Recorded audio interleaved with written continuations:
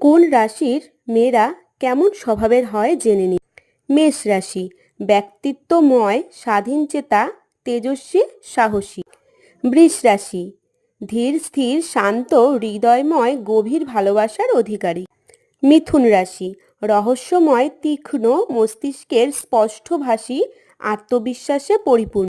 কর্কট রাশি অন্তর্মুখী, খেয়ালি, কল্পনাশক্তি ও আবেগে ভরপুর। সিংহ রাশি দৃঢ় প্রতিজ্ঞ, কিছুটা অহংকারী, নেতৃত্বে উজ্জ্বল।